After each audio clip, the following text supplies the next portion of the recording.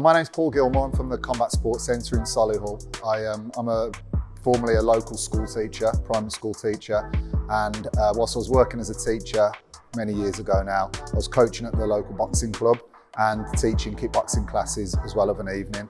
So it got to a stage where I was in a position where I wanted to take the plunge in 2006 and open up my first full-time centre in Solihull, teaching boxing, kickboxing and mixed martial arts. Over the years we've moved from location to location, and finally we've settled here at the Combat Sports Centre on Vulcan Road, just outside the centre of Solihull. We're a club who try and provide something for everyone across a wide cross-section of the community, all ages, all levels of ability. We're very proud of our competition team, both boxing, West Warwick's Amateur Boxing Club, and Gilmore's fight team, the kickboxing squad, who have produced numerous international competitors, and we still continue to do that.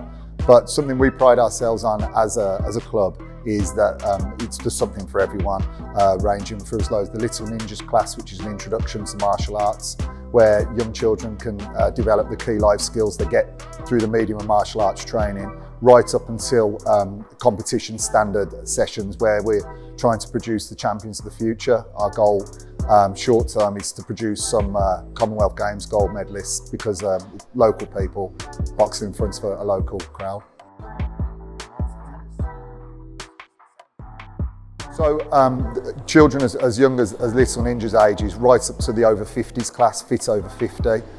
So we find it, because of where it is and the size of this facility, we can attract people from all over, all different walks of life. And there's something for everyone. We're very proud of our boxing against Parkinson's class, our fit over 50 class, right up to, and obviously starting next week, we'll be able to reintroduce our adults classes, and our junior classes are all really busy at the moment as well. I mean, it was obviously, no one knew how to cope with the situation, so we really had to think on our feet and act and be very resilient and act very quickly. So our initial response was straight away to do as many Zoom classes as we could. We wasn't sure how long that was going to last for, and when we started with the Zoom classes, we were kind of thinking on our feet and learning. By the end of it, our coaching staff were just fantastic, and they were, you know, they did as best as they could in that situation. So immediately we wanted to try and maintain our links with all our members and give them a wide range of activities to choose from on Zoom as best we could. Some sports transferred over better than others. Mixed martial arts was very difficult to do on Zoom, whereas the junior kickboxing in a way kind of thrived because of the nature of the way we teach it. We transferred over really well to Zoom. As soon as we were allowed to do outdoor sessions, we had a full timetable of outdoor classes lined up and ready to go, and we kind of built that road back to reopening. We stayed in touch with our members as best we could. We did a lot of interviews online, we did a lot of pieces to camera. We built a members only website where they could access the classes, and just kind of, we didn't want their training to be as interrupted as just closing and say, we'll see you all when we reopen. Financially, this couldn't have been any worse for us as a club. However, with everything that's happened, it has provided some opportunities. So a few local businesses on this estate, unfortunately for them, were unable to continue and left their facilities vacant. So our landlords approached us and asked if we'd consider maybe taking on the units around us. We decided to take the plunge and knock through and then expand our facility. It provides more space, bigger ventilation, more room for our members, so much easier to social distance, but also it allows us to expand our timetable. We've got 3 permanent teaching areas, a new fitness facility. So our goal was to add people who've got a membership, turn that membership into a family membership, because I genuinely believe there's something in this facility now for the whole family.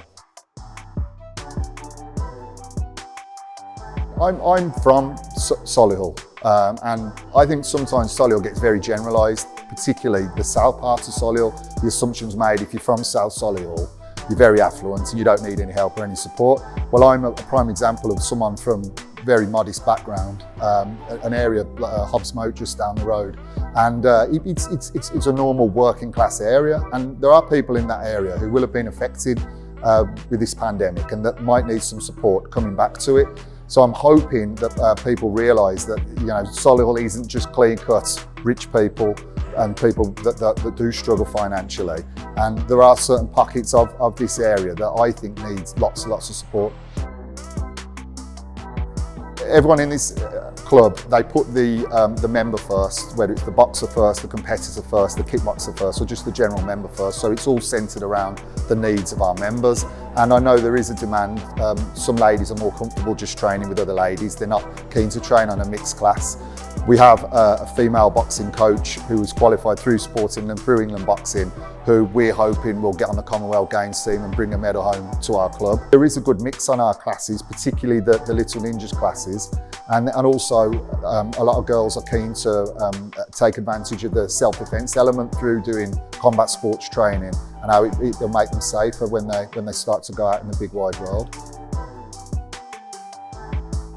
Put together a robust win-back campaign where you get back in touch with anyone who was previously a member and actually go out and find out why they're not a member. Don't be offended that somebody was supporting your club and are now aren't supporting the club. Remind yourself we're all in the same storm, but we are in different boats and everyone's got a different circumstance. So we've been very much about when someone has gone and they have come back, we welcome them back with open arms. It's just great to see you all back. And I think having that sort of ethos going forward, I think eventually clubs will rebuild bigger and stronger in the future.